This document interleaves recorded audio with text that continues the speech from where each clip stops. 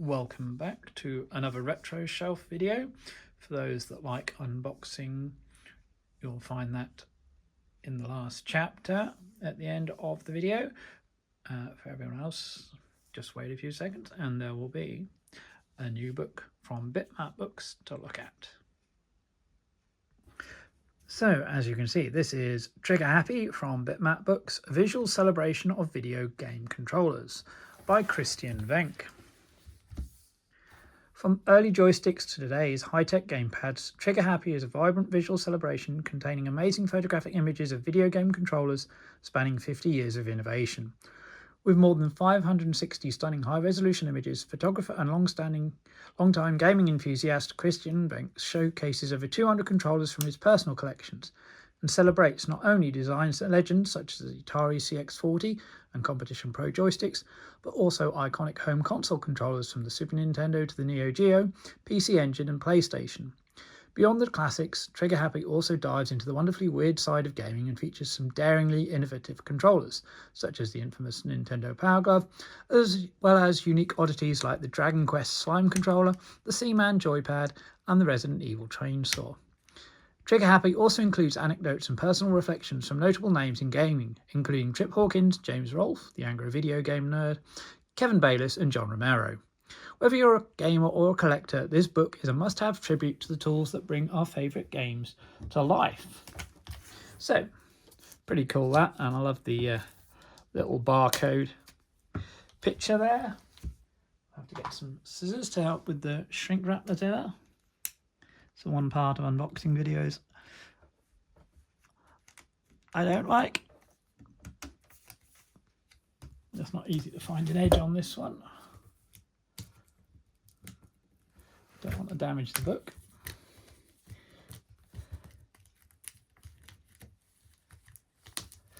Finally got the corner there, so we can undo that.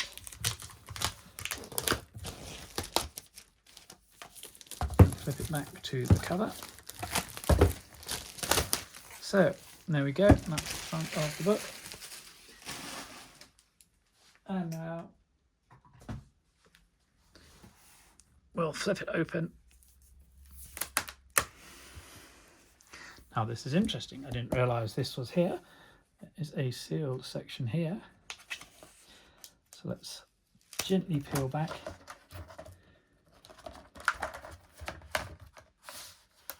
And inside we have some art cards.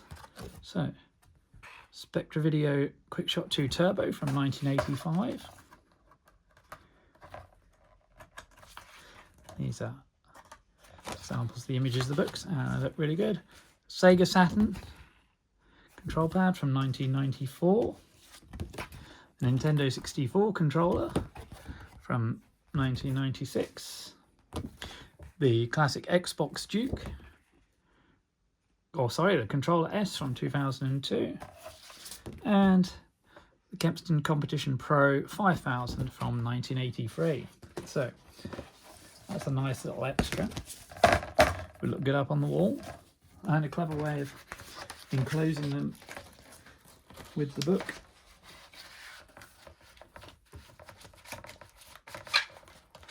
Gently put them back in.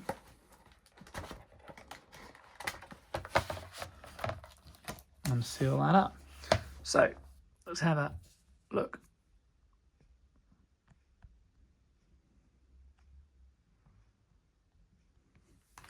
At the inside of the book. Trigger Happy, published by Bitmap Books, writing and original concept by Wenk, edited by Steve Jarratt, designed by Sam Dyer. So there's the preface from Sam, the key, the controller ports, so the classic 9-pin DEN, early PCs and Nintendo Famicom, C16 and PC Engine, Nintendo's NES, SNES, Jaguar, Saturn, Virtual Boy. Controller features a number of buttons, number of joysticks, D-pads, trackball, dial, paddle, yoke, special feature, micro switches, auto fire or turbo, wireless and rumble. See up to the current generation USB Type-C. The introduction. Hey Christian, a timeline of major controllers, contents, select and start, push the button, Wireless Wonderland, New Game Plus, select and start, NES, Magnavox Odyssey 300, CX40, Atari paddles and the Commodore variation, CX50 keyboard controller, Philips G7000 controller, ColecoVision and TI remote control. Atari 5200 controller, not as good as the original. CX21 video touchpad, the trackball and the Pro line. ColecoVision Super Action, unusual hand grip. Nintendo Famicom controller, of course, these were hardwired into the Famicom, and port 2, player 2 had the mic and the volume control. Konami Hypershot for track and field and hypersports. ColecoVision roller controller. Hospital Family King joystick for Famicom. Milton Bradley's Vectrex controller. Hudson Soft Joy-Card and Famicom controller. The NES controller, which obviously then used a different connection. Master System control pad, which used the 9-pin. Atari Multi-System Joypad, CX78. PC Engine pad. ASCIIware NES Advantage stick. Sega control stick. The Mega Drive pad, a 3-button variation there. Cam Bayliss talking about the Mega Drive pad. NES Max joypad. Arcanine 2 Vorse controller, which had a dial control. Perry Rogers talking about that. The Mothership controller enhancer. Hori Commander PC for the PC Engine. The Power Glove. The Rollerbund U-Force, which is supposed to track motion sensing, but very difficult to get working. James Rolfe, the Angry Video Game Nerd, talking about that. The fantastic Bishu Jet Fighter from 1989. CDI Digital Pad. Sega Arcade Power Stick and Power Stick 2. Damien McFerrin there talking about them. Neo Geo Arcade System. The classic Super Nintendo controller. Turbo Duo Pad. Remote control.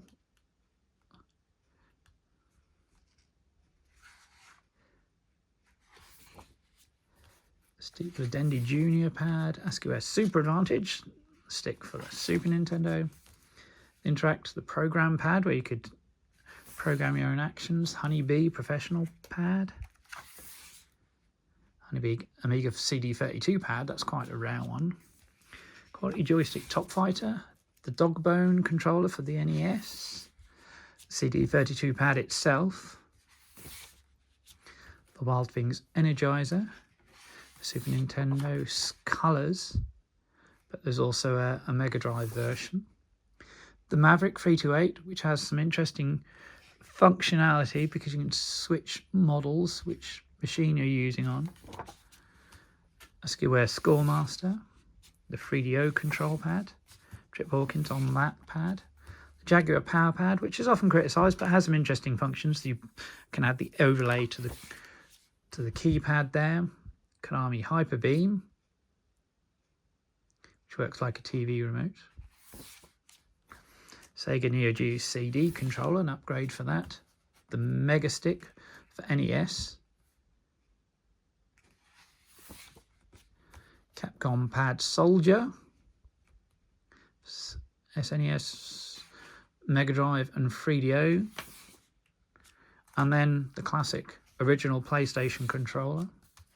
Sega Saturn control pad. The later control pad.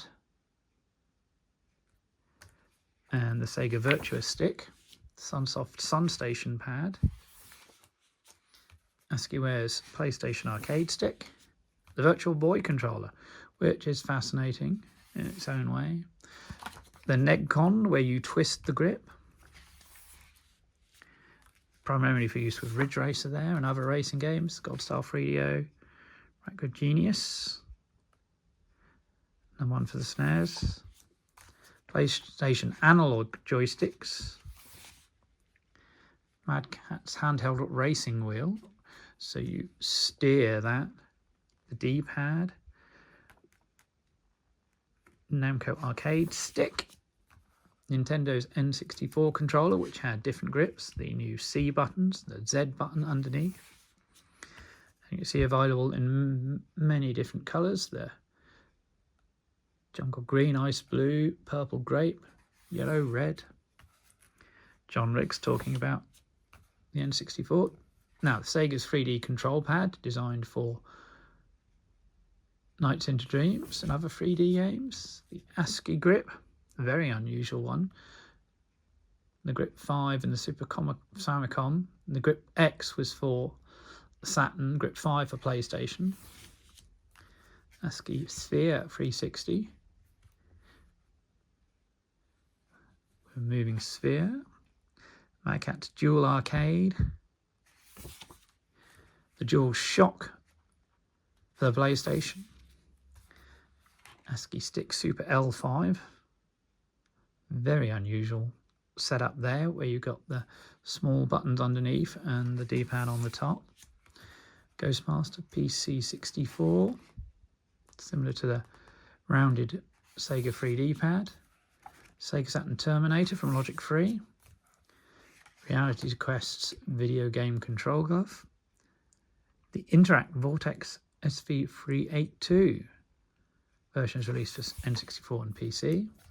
Sega Dreamcast controller, which of course had the VMU, the visual memory unit, as an integral part of it, and the VMU could also plug into the arcade stick.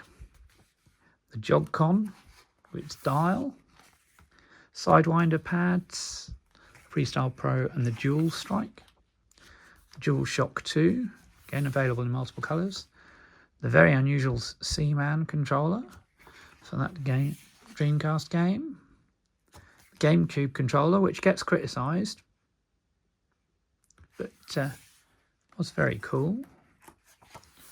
Gave you all the controls you need. The Duke, the original version of the Xbox controller, which was very big. You can have a memory card and a microphone fitted to it. The Wavebird, giving you wireless control for the GameCube. The Control S, which was smaller and had the breakaway. The Xbox Fighter stick. The Hori Game Boy Player controller, designed for Game Boy games. The PowerPlay Competition Pro Combat Arcade joystick. Not one I've seen before, but designed for the GameCube. Nickelodeon SpongeBob controllers.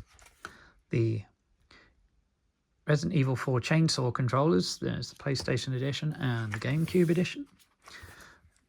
DualShock 2 in pink. Justin Silverman saying he's always rocked pink ones. Hori EX2 fighting stick. Pac-Man split pad compact. Push the button. There was a time in video games when the only thing standing between you and digital adventure was a joystick, sometimes with a single red button. This is an early Commodore stick, the Turrican edition. Quick Shot 1 from Spectra Video. The early VC1311 sticks from Commodore. The Wico command control with the red ball.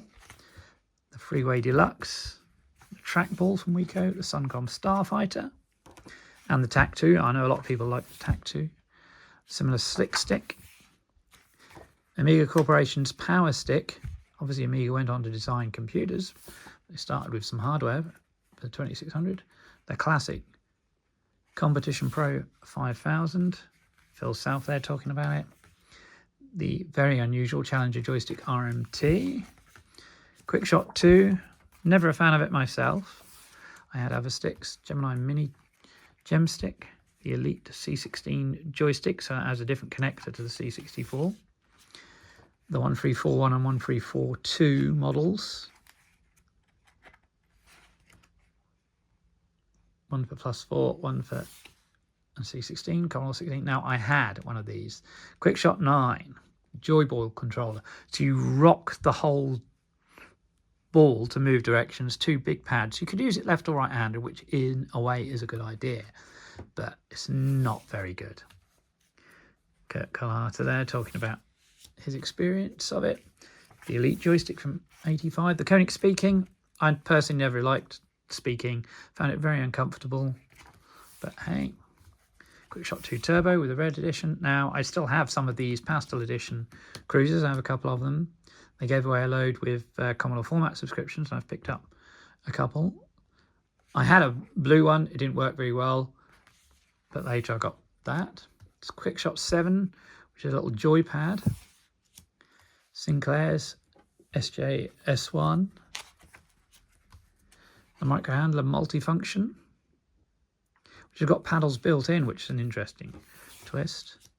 The Zip Stick, almost as good as the Competition Pro. Stu Cambridge says he always thinks of a Zip Stick. Amstrad JY3. The Ohano Challenger. Cheater Annihilator. Now, these were designed for the C64 GS, so it gave a second button functionality.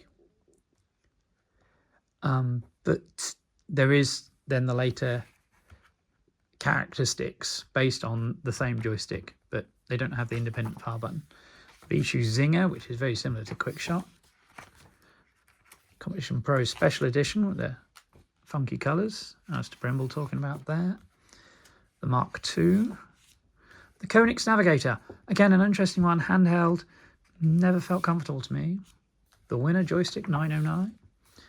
The Deluxe Analog PC Joystick. The Microsoft XE1AJ. Huge controller that. The Gravis PC Gamepad. One that a lot of people had. The little screw-in joystick. So you could use it as a joypad or then add that for the stick. The QuickJoy Top Star. Felt a bit top-heavy to me. Not very comfortable. QuickShot Aviator. The Graphics Analog and PC Pro joysticks. Now, here we go. The Cheetah Batman and Batman Returns from the characteristics range. So it's the same basic joystick as the Annihilator.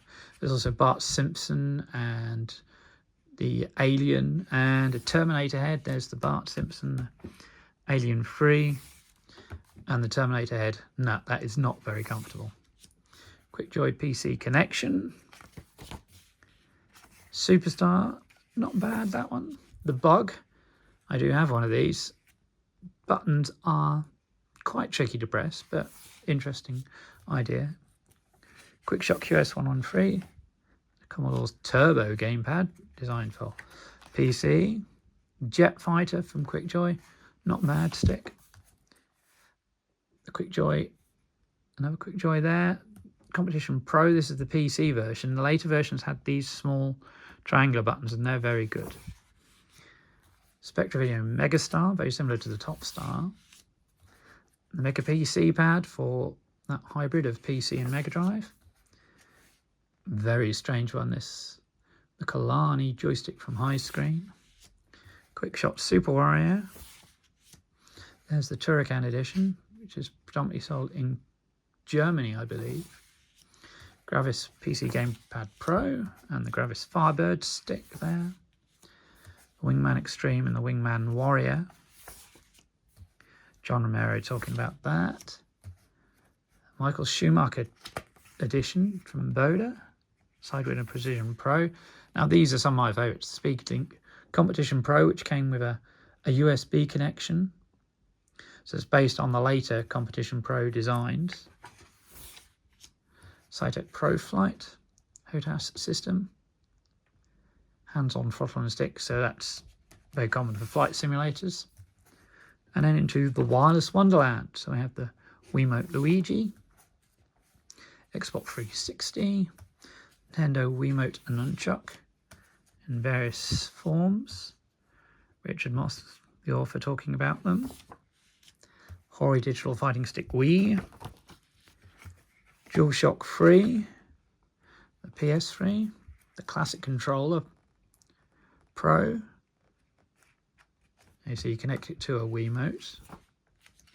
the Move controller, the Oculus Quest controller, Nintendo Wii U gamepad, and the Pro controller, the Ouya controller, DualShock 4 with its built-in screen,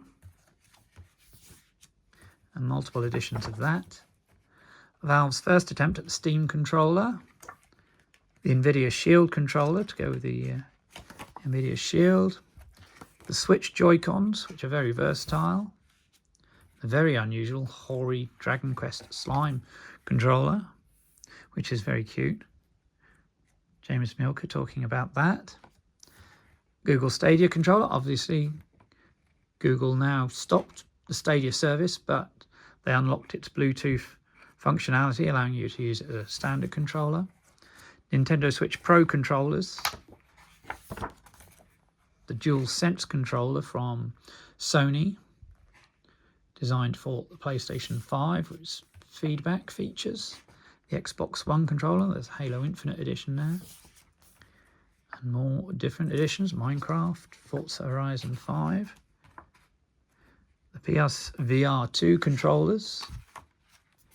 And New Game Plus. So these are replicas of classic controllers.